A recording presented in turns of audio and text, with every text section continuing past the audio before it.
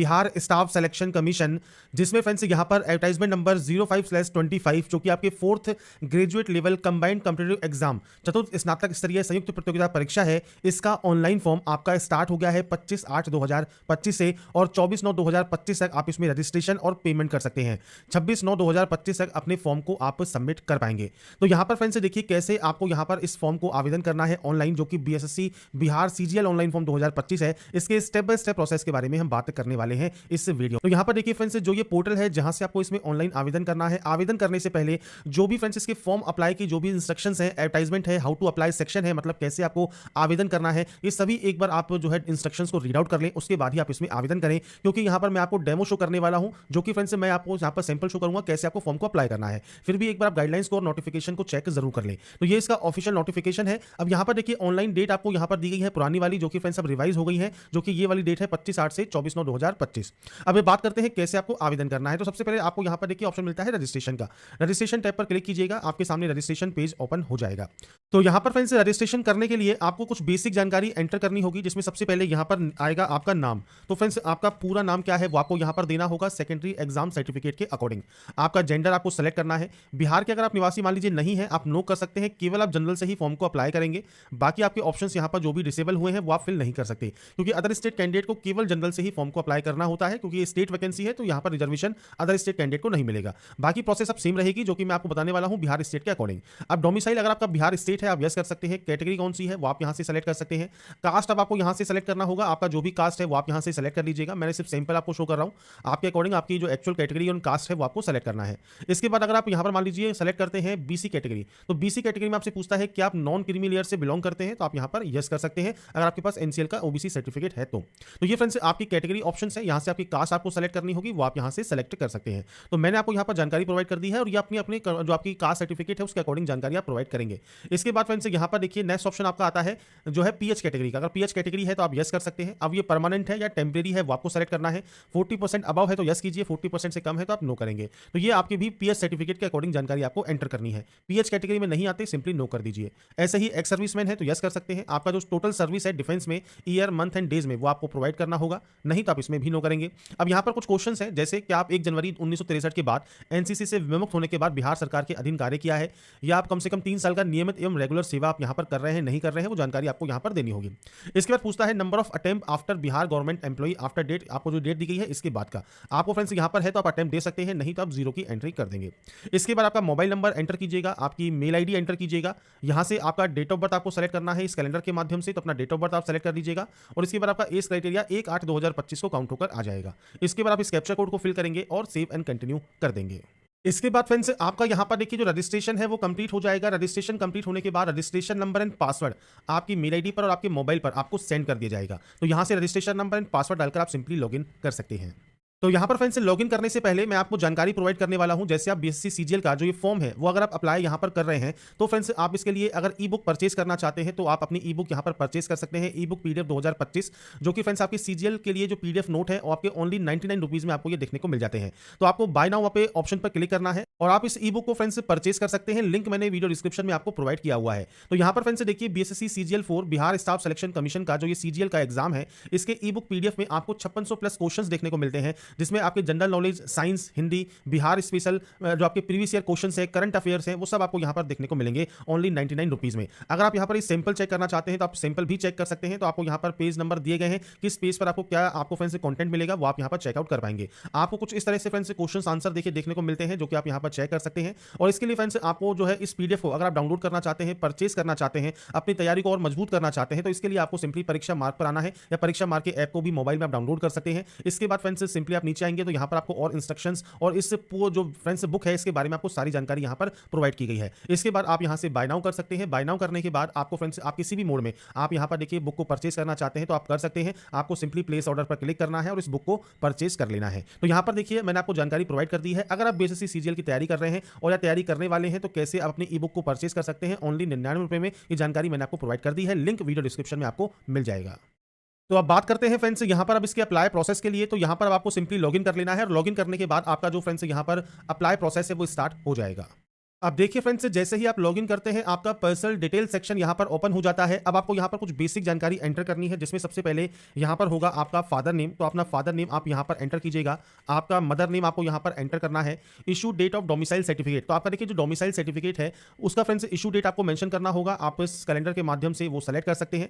मैंने जैसे कहा मैं सिर्फ सैंपल आपको शो कर रहा हूं, आपके अकॉर्डिंग आपकी एक्चुअल डाटा आपको देनी है। इसके बाद इशू नंबर आपको देना है और उसके बाद किसने ये इशू किया है वो आपको यहां पर ऑप्शंस मिल जाते हैं, वो आप यहां से सेलेक्ट कर सकते हैं। इसमें नहीं है तो आप अदर भी सेलेक्ट कर सकते हैं और उनका जो पदनाम है, मतलब जो भी अथॉरिटी जिसने भी इशू किया है वो जानकारी आप प्रोवाइड कर सकते हैं। तो ये बेसिक ऑप्शंस रहेंगे जो कि आपको आपके अकॉर्डिंग यहां पर एंटर करना है और इनमें से कोई और आपका जो है ऑप्शन एप्लीकेबल है तो आप उस ऑप्शन को सेलेक्ट कर लेंगे तो ये ऑप्शन आपका डिसेबल हो जाएगा। ऐसे ही आपकी कास्ट कैटेगरी का भी आपको यहां पर जो है फ्रेंड्स सर्टिफिकेट नंबर देना है, आपको यहां पर इशू डेट देना है, किसने ये इशू किया है वो जानकारी आपको देनी होगी। तो आपका डोमिसाइल और आपका कास्ट सर्टिफिकेट, इन दोनों की ही जानकारी आपको यहां पर जो है प्रोवाइड करनी होगी। इसके बाद आप स्क्रॉल करते हुए नीचे आएंगे तो यहां पर आपसे पूछता है आप वार्ड हैं फ्रीडम फाइटर के, तो आप यहां पर यस या नो कर सकते हैं। अगर आप यस करते हैं तो आपको जानकारी प्रोवाइड करनी होगी, नहीं तो आप नो कर देंगे। नेशनलिटी आपको सेलेक्ट करनी होगी। आधार कार्ड आपके पास है मान लीजिए तो आधार कार्ड के नंबर आप यहां पर प्रोवाइड करेंगे। टाइप ऑफ आईडी प्रूफ में फ्रेंड्स आप यहां पर देखिए Aadhaar card, voter ID, driving licence, कोई भी ऑप्शन को सेलेक्ट करना चाहे वो आप कर सकते हैं और सेम उसका दोबारा से नंबर आपको देना होगा। इसके बाद आता है आइडेंटिफिकेशन मार्क, मतलब जैसे कोई कट का निशान है, कोई मोल है, कोई बर्न का निशान है आपके चेहरे पर, हाथ पर, पैर पर, आप उसकी जानकारी दे सकते हैं। मान लीजिए नहीं है विजिबल तो आप यहां पर नो मार्क की एंट्री कर देंगे। आपको फ्रेंड्स यहां पर कोई एग्जाम वगैरह देने से फ्रेंड्स मना किया गया है, वंचित किया गया है तो आप यहां पर यस या नो करेंगे। इसके बाद आता है एड्रेस। अब एड्रेस आपको आपके अकॉर्डिंग एंटर करना है, पूरा एड्रेस दीजिएगा। आपका विलेज या मोहल्ला कौन सा है, पुलिस स्टेशन कौन सा है, पोस्ट ऑफिस का नाम क्या है, स्टेट कौन सा है, डिस्ट्रिक्ट कौन सा है, पिन कोड क्या है, ये आपको देना होगा। अगर ये सेम है तो आप सेम पर क्लिक कर सकते हैं यहां पर, अगर ये अलग अलग है तो आप अलग अलग एंट्री करेंगे। एड्रेस आपको आपके अकॉर्डिंग एंटर करना है और एड्रेस एंटर करने के बाद आपको यहां पर सबमिट का ऑप्शन मिलेगा, आप यहां से डाटा को सबमिट कर देंगे। इसके बाद फ्रेंड्स नेक्स्ट ऑप्शन पेमेंट का है, तो आप यहां पर पेमेंट गेटवे एसबीआई या आईसीआईसी कोई भी चूज कर सकते हैं। इसके बाद आपको प्रोसेस करना होगा ऑनलाइन पेमेंट करने के लिए।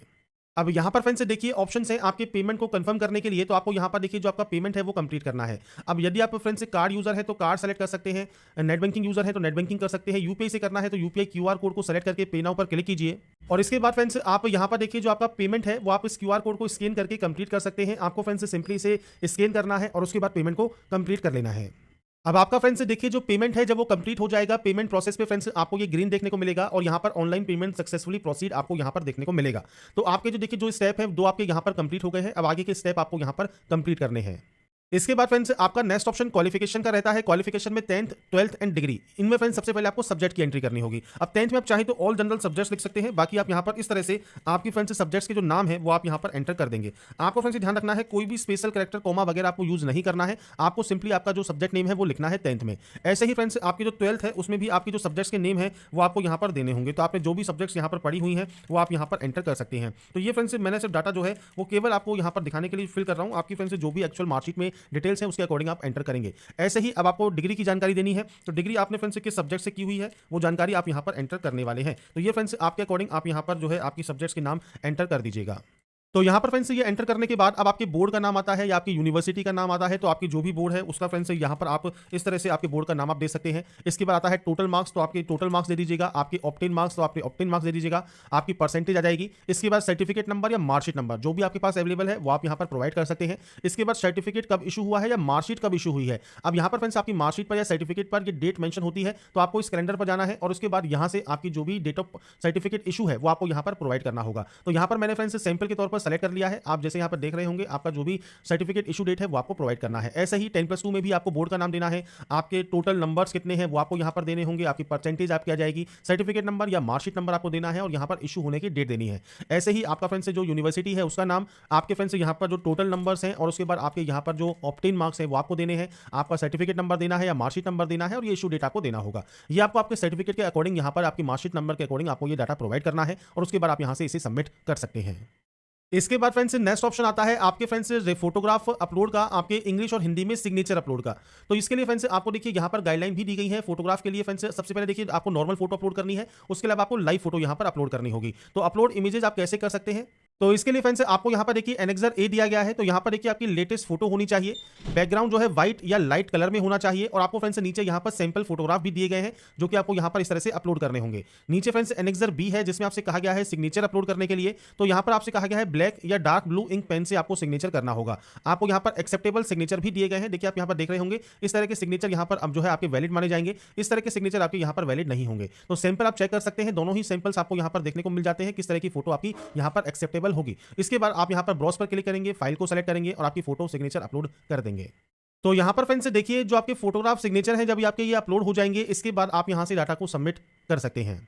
इसके बाद फ्रेंड्स यहाँ पर नेक्स्ट ऑप्शन आता है अपलोड लाइव फोटोग्राफ का। तो आपकी देखिए जो लाइव फोटो है वो आपको अपलोड करनी होगी। आपको यहाँ पर इंस्ट्रक्शंस दिए गए हैं, मैंने आपको स्टार्टिंग में भी शो कर दिए थे, एक्सेप्टेबल लाइव फोटोग्राफ। तो आपकी सैंपल फोटोग्राफ आपको यहाँ पर दी गई है। अब आपको यहाँ पर जब फोटोग्राफ आपकी अपलोड करनी है तो यहाँ पर देखिए आपका जो भी वेब कैमरा है उससे आपको परमिशन देनी होगी। तो आपको सिंपली जो है यहाँ पर अलाउ वाले ऑप्शन पर क्लिक करना है। आपका फ्रेंड्स यहाँ पर देखिए जो कैमरा है उसे आपको परमिशन यहाँ पर देने के बाद ये आपको यहाँ पर शो होता है। जब आपकी परमिशन यहाँ पर आ जाएगी, आपको फ्रेंड्स आपकी लाइव फोटो यहाँ पर कैप्चर करने के बाद टेक फोटो पर क्लिक करना है, जिससे आपकी लाइव फोटो यहाँ पर कैप्चर हो जाएगी।